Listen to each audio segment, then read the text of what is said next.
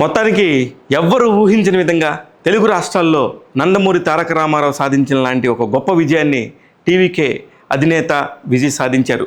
Century దాటేశాడు.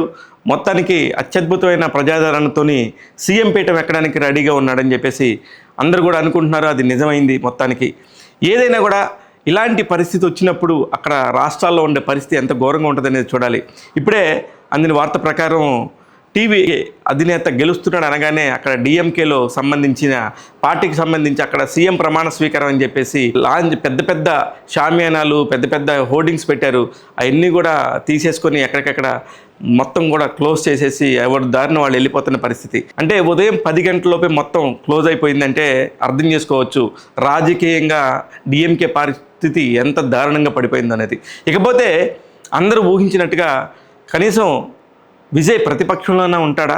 ప్రతిపక్షం ఎలక్షన్కే voting కన్నా జరిగిన తర్వాత ఎలక్షన్కి సంబంధించి ఇలాంటి ఒక సరళి ముగిసిన తర్వాత ప్రతిపక్షంలో సెకండ్ ప్లేస్లో అన్నా ఉంటాడు అనుకుంటే విజయ్ నెంబర్ 1 ప్లేస్లో ఉంటే ఎక్కడా లేదు, పెద్ద హడావుడు లేదు.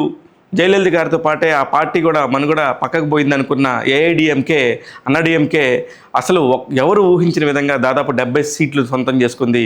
సెకండ్ ప్లేస్లో నిలిచి ప్రధాన ప్రతిపక్ష పార్టీగా తమిళనాడులో నిలబడటానికి సిద్ధంగా ఉండిందని చెప్పేసి మనకి ఇప్పుడు తెలుస్తుంది. ఇప్పుడు సీఎంగా అవుతున్న ఈ తరుణంలో ఇతని పరిస్థితి ఎలా ఉండబోతుంది, ఏంటి, తమిళనాడు రాజకీయాలు మొత్తం ఒక్కసారిగా ఎలా మారబోతున్నాయి, ఆ సమీకరణ లాంటివి ఏంటనే చూడాలి.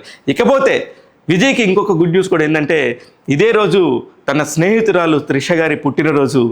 ఆమె ఈరోజు తిరుమల కొండకెళ్ళి విజయ్కి మంచి జరగాలని చెప్పేసి తన బర్త్డే సందర్భంగా తిరుమల శ్రీవారిని దర్శించుకొని పూజలు చేసిన సంగతి కూడా మనకి ఇక్కడ స్క్రీన్ మీద కనిపిస్తూ ఉండింది. చూస్తూనే ఉండండి టెక్ తెలుగు. నేను మీ శివమల్లాల.